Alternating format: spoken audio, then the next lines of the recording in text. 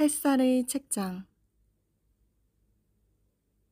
오늘 읽어드릴 책은 벤저민 하디의 퓨처 셀프입니다. 여러분을 여전히 힘들게 하거나 아프게 하는 과거가 있다면 오늘 낭독을 꼭 들어주세요. 과거에 대해 우리가 어떤 태도를 갖고 살아가야 하는지에 대한 내용입니다. 누구나 그럴싸한 계획을 세우고 있다. 삶이 얼굴에 강펀치 한 방을 날리기 전에는 말이다. 삶이 당신에게 어떤 강펀치를 날리든 당신의 과거는 그저 하나의 스토리다. 당신이 과거에 입힌 스토리는 그것이 무엇이든 당신의 현재와 미래에 엄청난 영향을 미친다. 과거를 부정적인 스토리로 만들면 당신의 목표는 그 과거에 좌우된다. 현실을 회피하는 데 급급한 나머지 단기적인 계획을 세우게 되며 현재의 고통을 벗어나려고만 할 것이다. 과거에 대해 부정적인 생각을 품을 때 삶은 당신에게 유리하게 펼쳐지지 않는다. 당신은 당신에게 일어나는 사건에 휘둘리는 삶을 살게 된다. 과거에 부정적인 스토리를 입히면 삶이 자신을 함부로 대한다고 생각하며 자신을 희생양이라고 느낄 수밖에 없다. 건강한 정서는 긍정적인 과거와 가슴 설레는 미래를 품고 있을 때 생긴다. 긍정적인 사건을 실제로 경험해야만 긍정적인 과거를 품을 수 있는 것은 아니다. 과거를 긍정적으로 생각하는 건 실제 일어난 사건과는 거의 관련이 없다.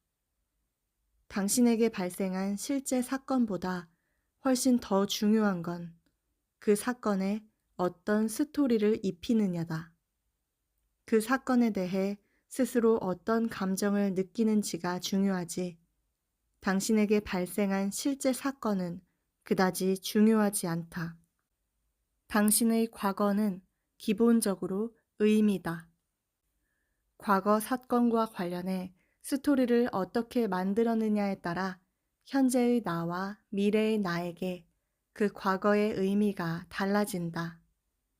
따라서 과거 사건에 어떤 스토리를 부여해야 할지 스스로 선택해야 한다. 슬픔을 연구하는 정신과 의사 고든 리빙스턴은 우리 삶의 스토리는 고정된 게 아니라 끊임없이 변경된다 라고 말했다. 심리학에서는 시간을 순차적으로 보기보다 전체적으로 본다. 우리는 보통 과거는 지나간 시간이고 현재는 지금 살고 있는 시간이며 미래는 다가올 시간이라고 생각한다. 하지만 심리학적으로 과거와 현재, 미래는 지금 이 순간에 함께 존재한다. 미국 소설가 윌리엄 포크너는 과거는 절대 죽지 않는다. 심지어 지나가지도 않는다 라고 말했다. 과거의 스토리는 미래의 목표와 희망에 큰 영향을 미친다. 그런데 그 스토리를 주로 만드는 것이 현재 상황이다. 우리는 나이를 먹고 성숙해지면서 자연스럽게 기억을 다양한 관점으로 재구성한다.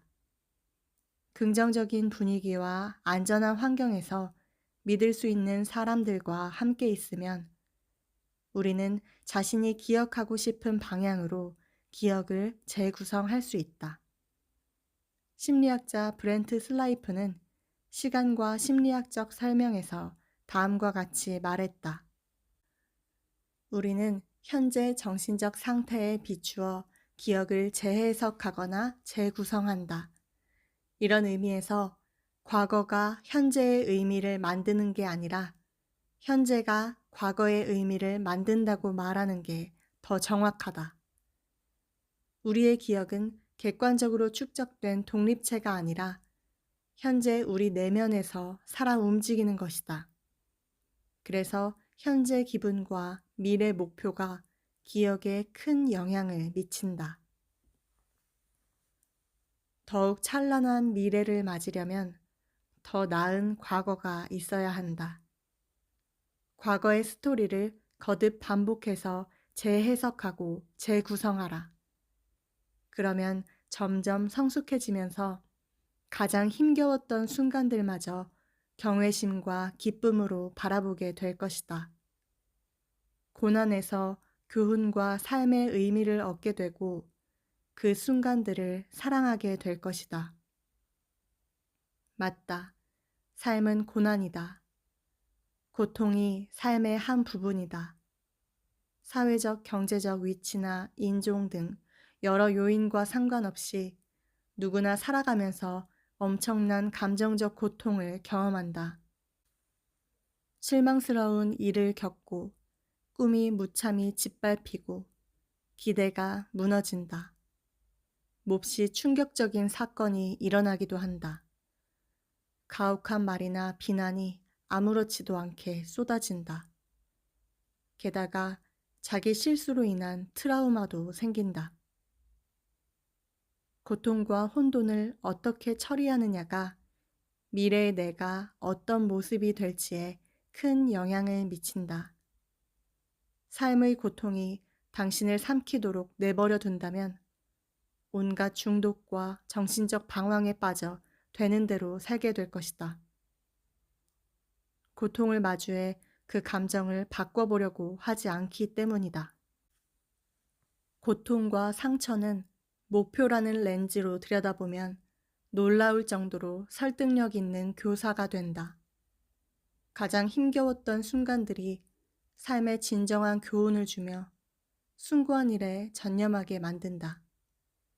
비로소 변화가 이루어지는 때는 변화하지 않아서 생기는 고통이 변화로 인한 고통보다 더 견딜 수 없게 될 때다. 과거의 경험을 재구성하는 데는 수년 혹은 수십 년이 걸릴 수 있지만 당장 한순간에 그 경험을 바꿔놓을 수도 있다. 생명력은 당신 내면에 있다.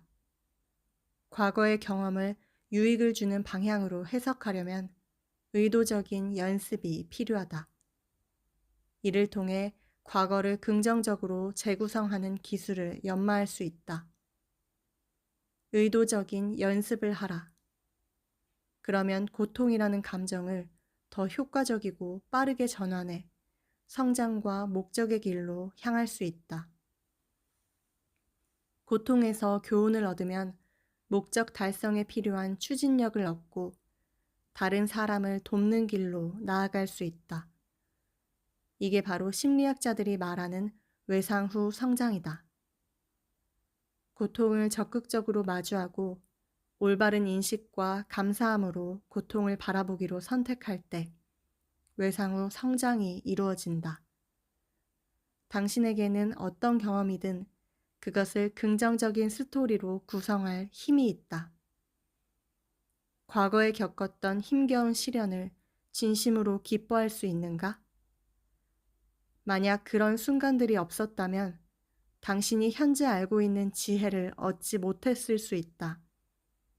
또한 지금의 당신 모습도 어떻게 달라졌을지 알 수 없다. 이 주제로 스트래티지 코치의 공동 설립자인 댄 설리번과 나는 격차와 유익이라는 책을 공동으로 저술했다. 여기서 격차는 자신의 모습이나 경험에 대한 평가가 자신이 생각한 이상적인 결과와 다를 때 생기는 차이를 말한다. 끔찍한 시련을 겪을 때 그 경험에 격차라는 프레임을 씌우면, 즉 당신이 그 경험을 이상적인 상황이 아니라고 해석하면 인생의 사건들은 당신에게 그저 벌어지는 일이다. 그리고 당신은 그런 경험의 산물일 뿐이고 일어난 사건들에 휩쓸리는 무력한 피해자다. 어떤 경험이 이상적인 상황이 아니라고 생각하면 부정적인 비교를 하게 되며 경험에서 어떤 교훈도 얻지 못한다. 모든 경험을 개인적 성장의 계기로 전환할 때 비로소 유익이 생긴다. 무슨 일이 일어나든 그 경험을 유익한 경험이라는 프레임으로 설정하라. 경험에서 적극적이고 의식적으로 교훈을 얻어라. 그러면 더 나빠지는 게 아니라 더 나아진다. 끔찍한 시련을 겪을 때 그 경험을 유익한 경험이라는 프레임으로 설정하면 인생의 사건들은 당신에게 유리하게 펼쳐진다. 당신은 더는 경험의 산물로 존재하지 않는다.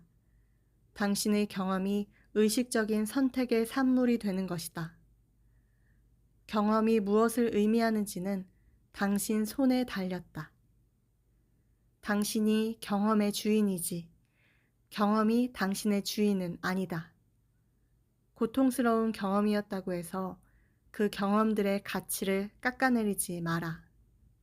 오히려 고통에서 더 많은 교훈을 얻을 수 있으므로 그 가치를 귀중하게 여겨야 한다. 또한 고통스러운 경험에 감사함을 나타내라. 과거의 경험에서 유익을 얻으면 미래의 나는 경험 하나하나를 통해 지속적으로 성장하고 발전한다. 과거의 경험에서 유익을 찾는다면 예전보다 아는 게 더 많아진다. 더욱 탁월한 관점이 생기며 원대한 목표를 세우게 될 것이다. 그리고 공감 능력도 향상된다. 미래의 나는 과거 덕분에 더 탄탄한 기반을 갖춘다. 끔찍한 사고를 당한 어머니는 몇 주 동안 혼수 상태에 있었다. 하지만 천만다행으로 목숨은 건졌다. 어머니는 1년 이상 전신 깁스를 하고 있었다. 두피에 박힌 유리를 제거하기 위해 어머니는 머리카락을 모두 밀어야 했고 영구적인 척추 변형이 생겼다. 20년이 지난 지금도 어머니는 지속적으로 극심한 통증에 시달린다. 혼수 상태에 있을 때 어머니는 자신이 죽었다고 생각했다. 어머니는 새 아들을 키울 수 있도록 생명을 다시 달라고 신께 기도했다. 의식을 되찾았을 때 어머니는 자신이 살아난 것에 대해 깊은 목적 의식을 가지고 있었다. 어머니를 돌본 간호사들이 어머니의 긍정적인 태도를 보며 놀라는 일이 한두 번이 아니었다. 극심한 고통이 쉴 새 없이 밀려와도 어머니는 살아난 것에 감사했다. 우리 가족은 그 사고에 대한 후유증으로 몇 년 동안 힘겨운 나날을 보냈다.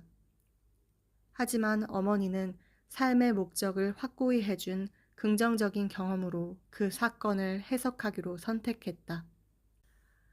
어머니는 대부분의 사람이 당연하게 여기는 사소한 일들까지도 감사하게 생각했다.